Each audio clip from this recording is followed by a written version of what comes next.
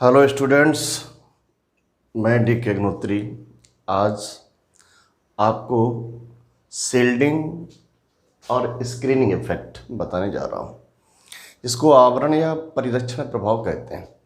जब भी हम पीरियोडिक प्रॉपर्टीज़ का स्टडी करते हैं, आवर्ती गुणों को पढ़ते हैं, वो चाहे आयनन ऊर्जा हो, इलेक्ट्रॉन बंधुता हो, विद्युत ऋणात्मकता हो, कोई भी पीरियोडिक प्रॉपर्टी हो, तो उसको एक्सप्लेन करने के लिए स्क्रीनिंग या शील्डिंग इफेक्ट का यूज़ भी किया जाता है। ये इफेक्ट इन सारी पीरियोडिक प्रॉपर्टीज़ को प्रभावित करता है। ओके, सबसे पहले जानेंगे क्या है आवरण या परिरक्षण प्रभाव, क्या है शील्डिंग इफेक्ट। ओके,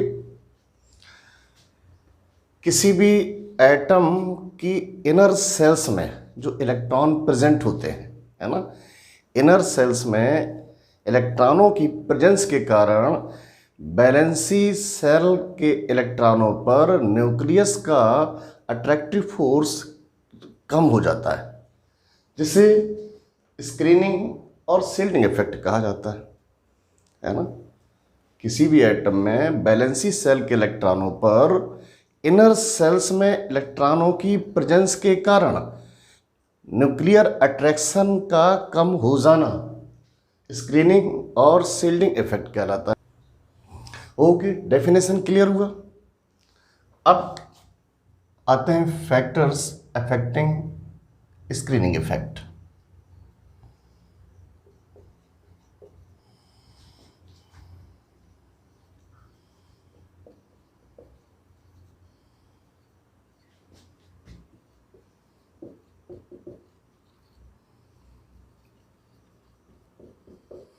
आवरण प्रभाव को प्रभावित करने वाले कारक, वो कौन से कारक हैं? Number first,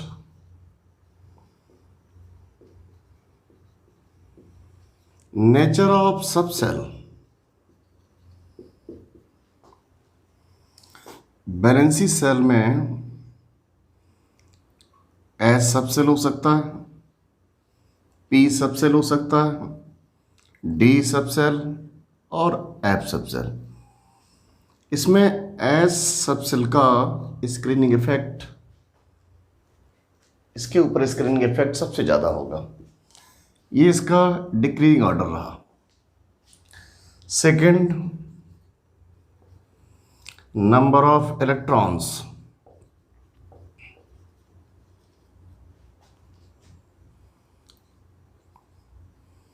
ND1, ND2, ND3, number of electrons increase हो रहा है, स्क्रीनिंग इफेक्ट भी इंक्रीज हो रहा है। नेक्स्ट, थर्ड,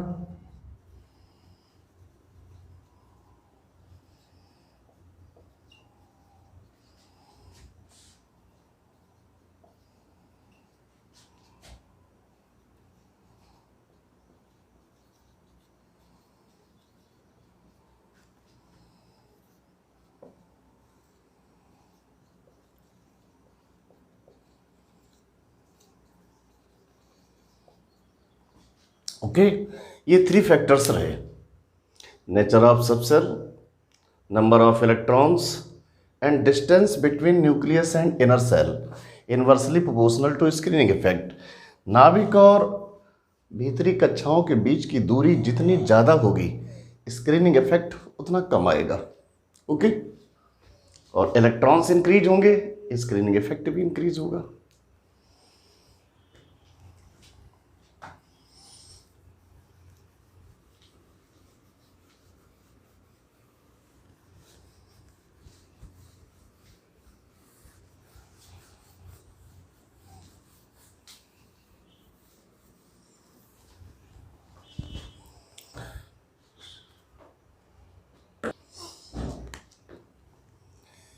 स्क्रीनिंग इफेक्ट और कांस्टेंट को सिग्मा से रिप्रेजेंट किया जाता है। सिग्मा, ये screening constant.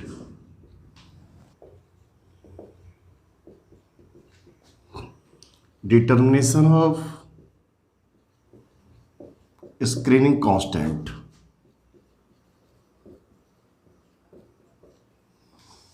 Number 1 for 1 electron species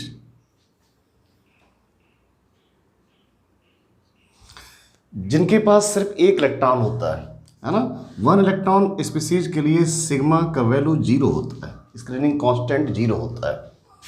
second, for 2 electron species it means helium, the value of sigma is 0.30. Next, third, for NS and NP, ये NS और NP subshell में प्रत्येक इलेक्ट्रॉन के लिए सिग्मा का value 0.35,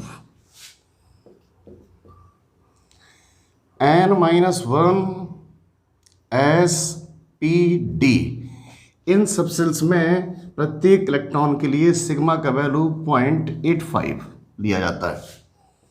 and N-2 SPDF subshell में प्रत्येक electron के लिए सिग्मा का वैल्यू 1 लिया जाता है। और इसके बाद भी जितने भी सबसेल्स होंगे उन सभी में पर इलेक्ट्रॉन के लिए सिग्मा का वैल्यू 1 ही रहेगा। ओके, तो इससे हम स्क्रीनिंग कांस्टेंट को डिटरमाइन कर सकते हैं। स्क्रीनिंग कांस्टेंट को डिटरमाइन करने के बाद ही आप इफेक्टिव न्यूक्लियर चार्ज फाइंड कर पाएंगे। ओके, और स्क्रीनिंग कांस्टेंट की हेल्प से आप periodic properties like ionisation energy, electron affinity, electronegativity, radius, सारे पीरियोडिक प्रॉपर्टीज पर स्क्रीनिंग कांस्टेंट का इफेक्ट पड़ता है। ओके, तो यहाँ से हम स्क्रीनिंग कांस्टेंट को कैलकुलेट कर सकते हैं। जिन सब्सटेंसेस में केवल एक इलेक्ट्रॉन है उनके लिए स्क्रीनिंग कांस्टेंट का वैल्यू 0 रहेगा। 2 इलेक्ट्रॉन स्पीसीज यानी इट मीन्स हीलियम के लिए स्क्रीनिंग कांस्टेंट का वैल्यू 0.30, और NS NP सबसेल में पर इलेक्ट्रॉन के लिए यानी प्रत्येक इलेक्ट्रॉन के लिए सिग्मा का value 0.35। N-1 subshell it means SPD, इन सब में प्रत्येक इलेक्ट्रॉन के लिए सिग्मा का वैल्यू 0.85। N-2 या इसके बाद भी जो सबसेल्स आएंगे N-3, N-4, N-5 जो भी होंगे उन सभी में प्रत्येक इलेक्ट्रॉन के लिए सिग्मा का वैल्यू 1 रखा जाएगा। ओके,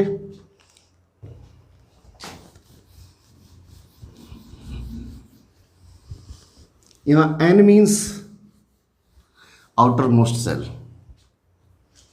नेक्स्ट पॉइंट है इफेक्टिव न्यूक्लियर चार्ज, प्रभावी नाभिकीय आवेश, जिसको जैब से रिप्रेजेंट बोला जाता है, यानी किया जाता है, सॉरी, है ना।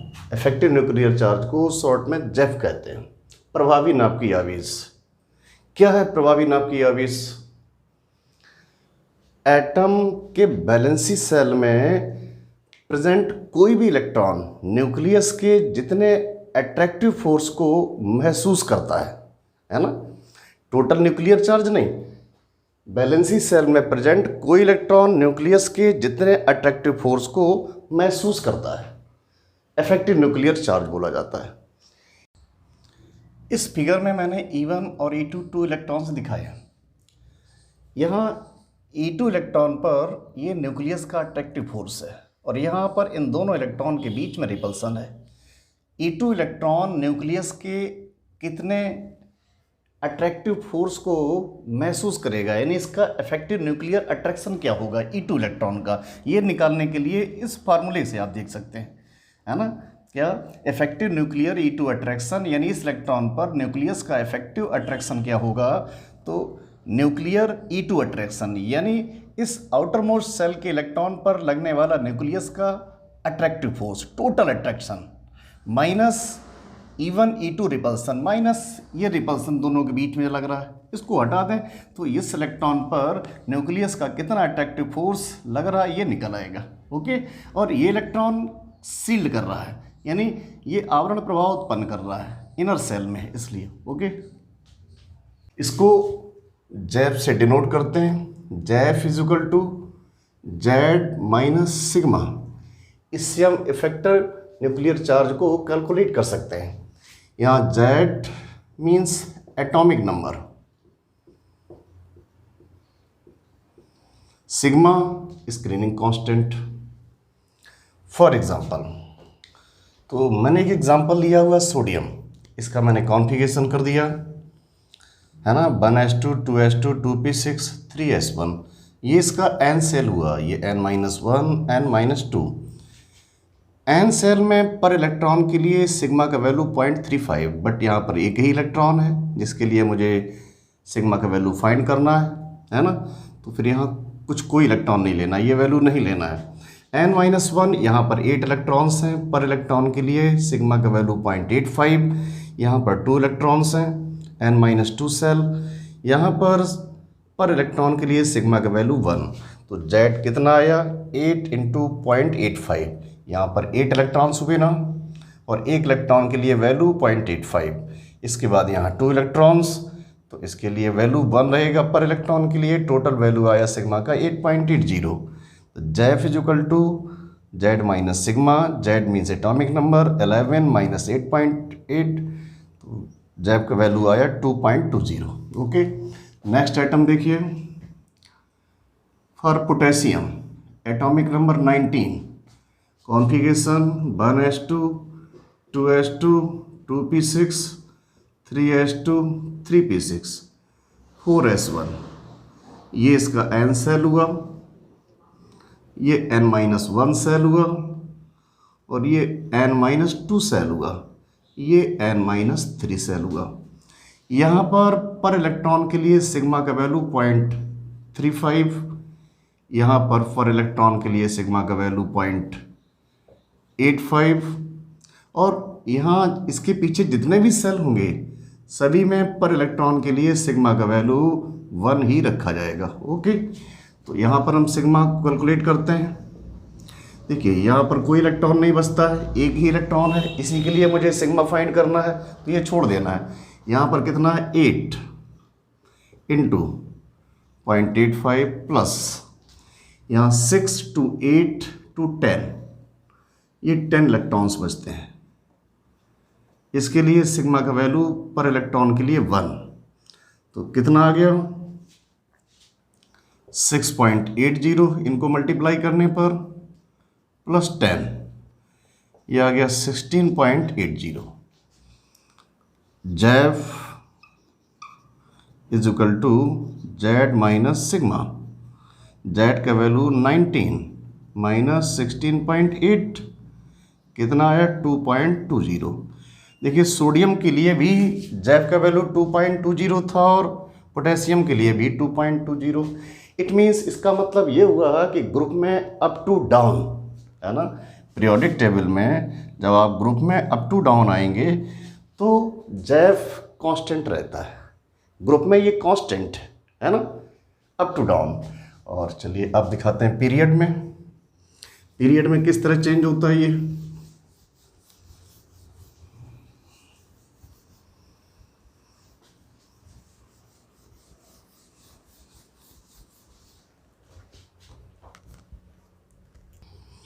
नेक्स्ट है lithium atomic number 3, configuration 1s2 2s1।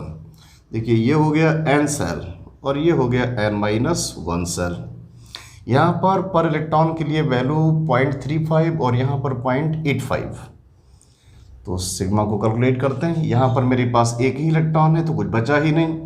n-1 cell में 2 इलेक्ट्रॉन, 0.85, कितना आया 1.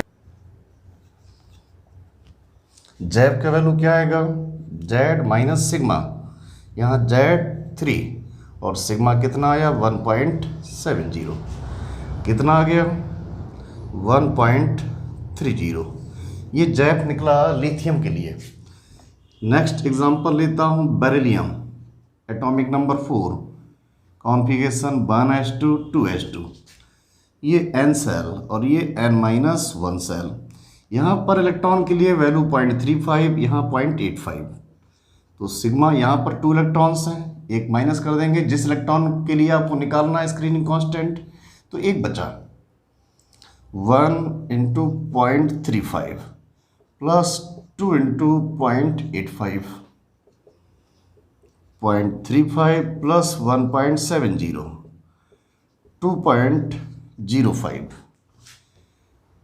Jeff is equal to Z minus sigma, Z4 sigma 2.05, कितना आया 1.95। क्या रिजल्ट निकला?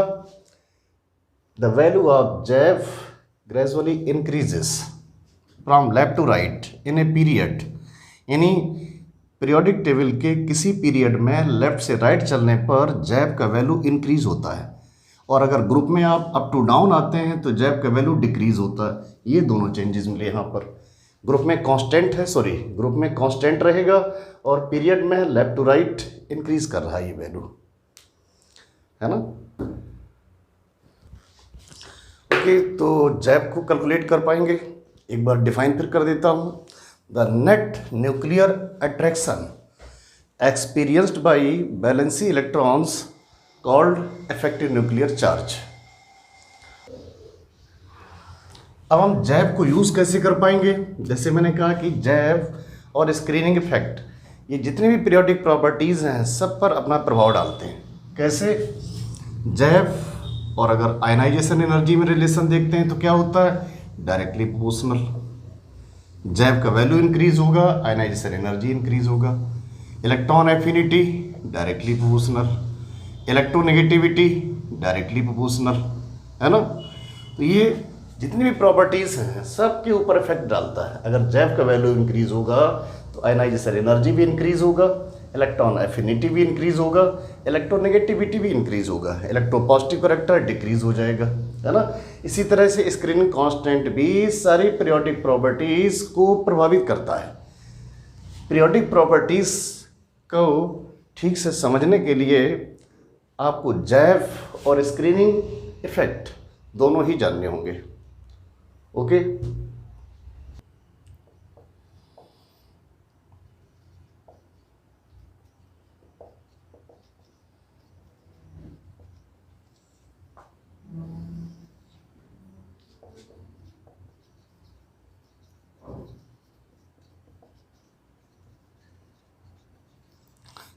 the value of JF is directly proportional to the number of positive charges and number of negative charges.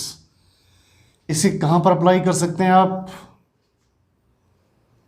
For different ions of an element, एक ही तत्व के विभिन्न आयनों के लिए, और फॉर आइसोइलेक्ट्रॉनिक आयंस, है ना, सम इलेक्ट्रॉनिक आयनों के लिए और एक ही तत्व के विभिन्न आयनों के लिए। फॉर एग्जांपल एन,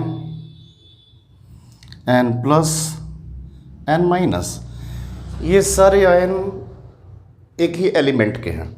आप देखिए यहाँ number of positive charges 7, 7, 7, number of negative charges 7, यहाँ पर एक प्लस का चार्ज है 6, यहाँ माइनस चार्ज है 8। तो अब जैफ आप डायरेक्टली भी यहाँ से फाइंड कर सकते हैं। क्या आएगा? Directly proportional to number of positive charges upon negative charges. इन तीनों में जैब किसका सबसे ज़्यादा होगा ये जानने के लिए क्या करना होगा? आपको नंबर ऑफ पॉजिटिव और नेगेटिव चार्जेस का रेशियो निकालना होगा। कितना आएगा? P अपॉन ई, यहाँ 1, यहाँ P अपॉन ई कितना आता है?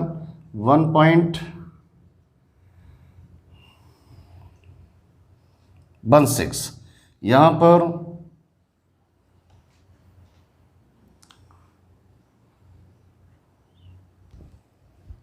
0.87। आप देखिएगा जैब का वैल्यू इसमें हाईएस्ट कहाँ पर आ रहा है? पॉजिटिव आयन के लिए, और सबसे कम कहाँ पर आ रहा है, नेगेटिव आयन के लिए, है ना।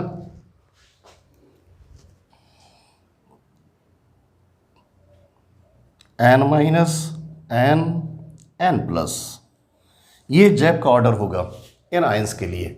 और सेकंड मैंने बोला फॉर आइसो इलेक्ट्रॉनिक्स में ये यूज़ किया जा सकता है।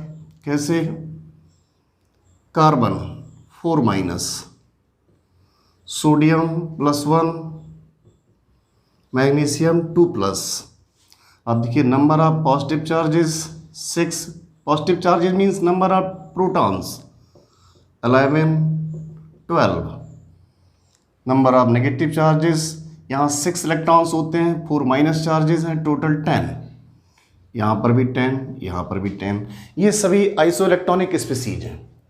यहाँ पर क्या आएगा, P/E 0.6, यहाँ 1.1। तो जैब का ऑर्डर क्या आएगा, Mg++ के लिए इसका वैल्यू हाईएस्ट होगा, है ना, और कार्बन के लिए इसका वैल्यू लोएस्ट होगा।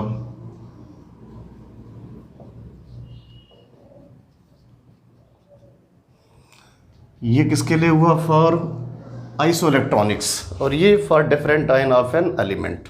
ओके, तो आप जैव और स्क्रीनिंग इफेक्ट दोनों का स्टडी कीजिए, और पीरियोडिक प्रॉपर्टीज़ में हम इसको यूज़ करेंगे सब लोग मिलकर के। प्लीज़ अगर आपको वीडियो हमारा पसंद आता है तो शेयर करें, लाइक करें, सब्सक्राइब करें।